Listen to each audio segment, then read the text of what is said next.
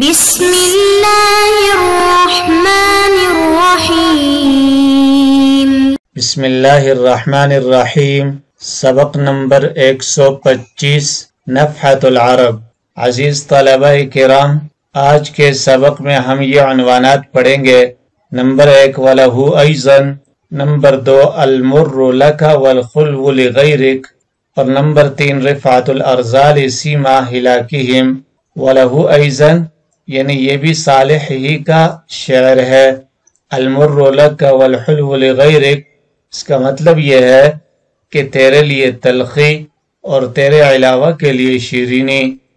Number 3 رفعۃ الارذال سیما ہلاکہم، اس کا مطلب یہ ہے کہ کم تر لوگوں کا بلند مرتبہ ہونا یہ ان کی ہلاکت کی دلیل ہے۔ وَلَهُ أَيْضًا لَا تَجُدْ بِالْعَطَاءِ فِي غَيْرِ حَقٍّ لَيْسَ فِي مَنْعِ غَيْرِ ذِي الْحَقِّ بُخْلُ إِنَّمَا الْجُودُ أَن تَجُودَ عَلَى مَنْ هُوَ لِلْجُودِ مِنْكَ وَالْبَذْلِ أَهْلُ۔ وَلَهُ أَيْضًا صالح ہی کا شعر ہے۔ وَلَهُ یعنی اس کے لیے، صالح بن عبد القدوس کے لیے یہ بھی شعر ہے، یعنی یہ شعر بھی اسی کا کہا ہوا ہے۔ لا تجد بالعطاء فی غیر حق، بے محل نوازش کے ذریعے سخاوت کا مظاہرہ مت کر۔ لیس فی منع غیر ذی الحق بخل، کہ غیر مستحق کو نہ دینے میں بخل نہیں ہے۔ انما الجود وان تجود علی من ہوا، سخاوت تو یہ ہے کہ اس شخص پر سخاوت کرے، هو للجود منک والبذل اہل، جو تیری سخاوت اور نوازش کا اہل ہو۔ عطا سخاوت کو کہتے ہیں، بخشش کو کہا جاتا ہے۔ بخل بخل یبخل بخلا بخیل ہونا۔ ان تجودا جاد یجود جودا سخی ہونا۔ والبذل بذل یبذل بذلا بذل یبذل بذلا باب نصر اور سمیہ دونوں سے مستعمل ہے، اس کا معنی بھی سخاوت کرنا۔ بخل یہ لیسا کا اسم ہے، فی منع غیر ذی الحق جار مجرور ثابتاً سے متعلق ہو کر یہ لیسا کی خبر ہے۔ صالح بن عبد القدوس اس شعر کے اندر فرما رہے ہیں کہ سخاوت اسی شخص کے ساتھ کرنی چاہیے جو نوازش اور سخاوت کا مستحق بھی ہو، تب ہی سخاوت کا فائدہ بھی ہوتا ہے۔ غیر مستحق کے ساتھ سخاوت کرنا اسے ضائع کرنا اور اکارت کرنا ہے۔ اور کسی نے خوب کہا ہے، لا تصنع المعروف فی غیر اہلہ، کہ نااہل کے ساتھ بھلائی مت کر، کیونکہ بجائے فائدے کے نقصان پہنچ سکتا ہے۔ تو سخاوت کے لیے، بھلائی کے لیے محل دیکھنا چاہیے کہ آیا سخاوت کا فائدہ ہوگا، بھلائی کا فائدہ بھی ہوگا یا الٹا نقصان ہوگا۔ تو اس لیے غیر مستحق کو نہ دینے میں یہ بخل نہیں ہے کہ عین حق ہے، عین سخاوت ہے کہ اس کو عطا نہ کیا جائے۔ عنوان نمبر 2 المر لک والحلو لغیرک لبعضهم یا زمر اخبرنی ولست بکاذب واخوک نافعک الذی لا یکذب امن السویۃ ان اذا استغنیتم وامنتم فانا البعید الاجنب وَإِذَا الشَّدَائِدُ بِالشَّدَائِدِ مَرَّةً أَشْجَدْكُمْ فَأَنَا الْحَبِيبُ الْأَقْرَبُ وَلِجُنْدُبٍ سَهْلُ الْبِلَادِ وَعَزْبُهَا وَلِيَ الْمَلَاحُ وَحُزْنُهُنَّ الْمَجْدَبُ وَإِذَا تَكُونُ كَرِيهَةٌ أُدْعَى لَهَا وَإِذَا يُحَاسُ الْحَيْسُ يُدْعَى جُنْدُبُ هَذَا لَعُمْرُكُمُ الصِّغَارُ بِعَيْنِهِ لا ام لی ان کان ذاک ولا ابو عجبا لتلک قضیۃ واقامتی فیکم علی تلک القضیۃ اعجب۔ المر لک والحلو لغیرک، اس کا مطلب یہ ہے کہ تیرے لیے تلخی، المر لک تیرے لیے تلخی، والحلو لغیرک جبکہ تیرے علاوہ کے لیے شیرینی اور مٹھائی۔ لبعضهم کسی شاعر کا یہ شعر ہے، یہ اشعار کسی شاعر نے کہے ہیں۔ یا زمرو اے زمر، اخبرنی مجھے بتلا، ولست بکاذب اور میں جھوٹا نہیں ہوں، وَأَخُوكَ نَافِعُكَ الَّذِي لَا يَكْذِبُ، تیرا بھائی تجھے نفع پہنچانے والا شخص ہے، الَّذِي لَا يَكْذِبُ جو جھوٹ نہ بولے، أَمِنَ الصَّوِيَّةِ أَنْ إِذَا اسْتَغْنَيْتُمْ وَأَمِنْتُمْ، کیا یہ انصاف ہے کہ جب تم مستغنی اور مطمئن ہو جاتے ہو، فَأَنَا الْبَعِيدُ الْأَجْنَبُ، تو میں دور اور اجنبی ہو جاتا ہوں، وَإِذَا الشَّدَائِدُ بِالشَّدَائِدِ مَرَّةً أَشْجَدْكُمْ، اور جب پے بپے سختیاں کسی وقت تمہیں غمگین کرتی ہیں، فَأَنَا الْحَبِيبُ الْأَقْرَبُ، تو میں قریبی دوست ہو جاتا ہوں، وَلِجُنْدُبٍ سَهْلُ الْبِلَادِ وَعَزْبُهَا، نرم شیری اور ہموار زمین جندب کے لیے ہے، وَلِيَ الْمَلَاحُ وَحُزْنُهُنَّ الْمَجْدَبُ،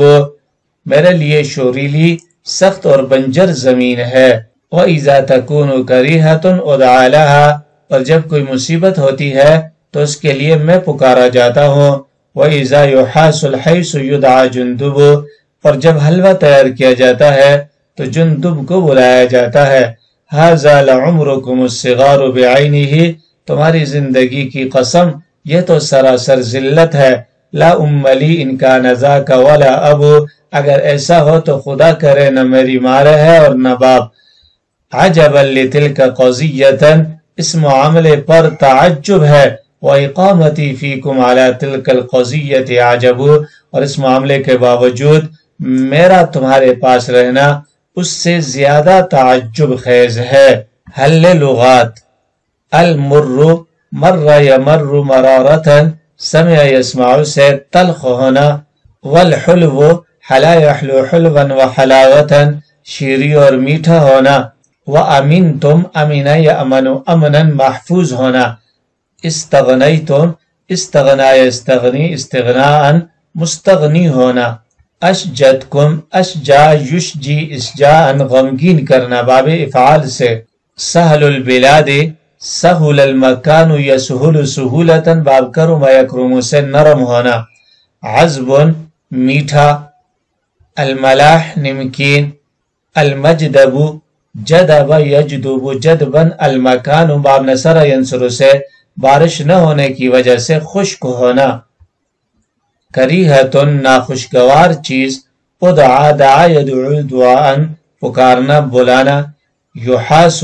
حاس یحیس حیساً حیث تیار کرنا، الحیس حلوہ جس میں میٹھا ڈالا جاتا ہے، الصغار صغور یصغر صغاراً باب کرم یکرم سے ذلیل ہونا، عجباً عجب یعجب عجباً تعجب کرنا، اخبرنی یہ جملہ جواب ندا ہے، اخو کا مبتدا ہے، نافع کا یہ خبر ہے، امین السویہ یہ خبر مقدم ہے، ان اذا استغنیتم یہ مبتدا مؤخر ہے، لجندب یہ خبر مقدم ہے، سہل البلاد وعزبها یہ مبتدا مؤخر ہے، وَإِذَا تَكُونَ كَرِيهَةً اذا ظرفیہ ہے، هَذَا لَعُمْرُكُمُ الصِّغَارُ بِعَيْنِهِ لَعُمْرُكُمْ قسم ہے، اور هَذَا الصَّغَار یہ مبتدا خبر ہے، عجباً یہ مفعول مطلق ہے اور فعل محذوف ہے،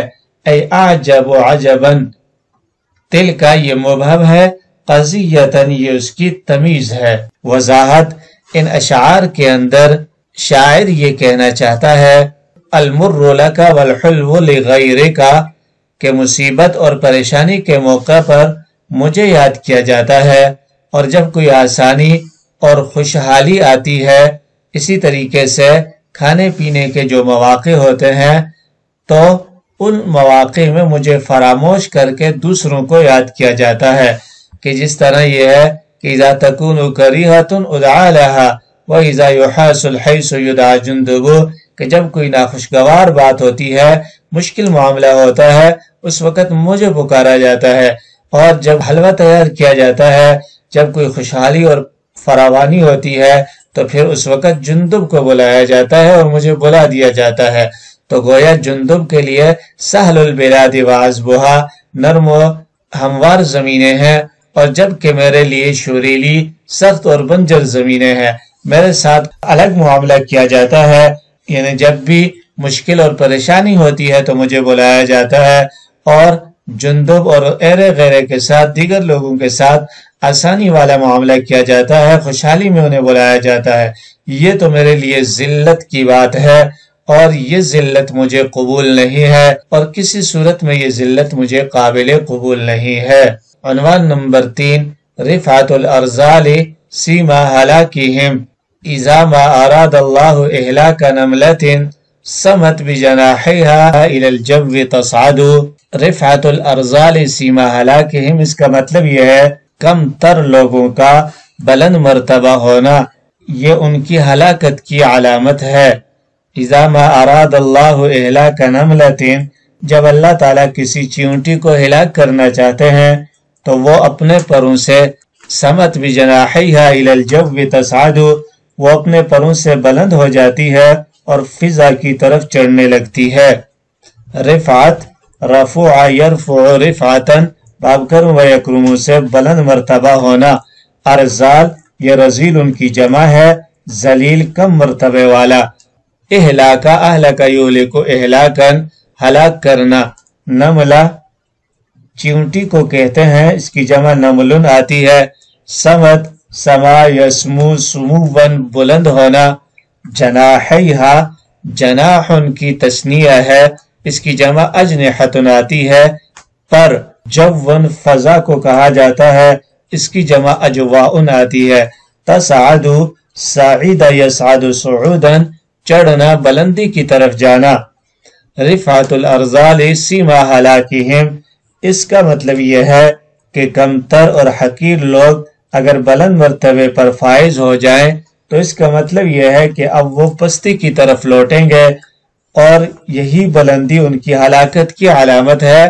جیسے چیونٹی ایک کمتر حیوان ہے، جب اللہ تبارک و تعالی اسے ہلاک کرنا چاہتے ہیں تو اسے بازو عطا فرما دیتے ہیں اور وہ اس کی بدولت بلندی پر پہنچ جاتی ہے اور پھر ہلاک ہو جاتی ہے، اس کا نام و نشان مٹ جاتا ہے۔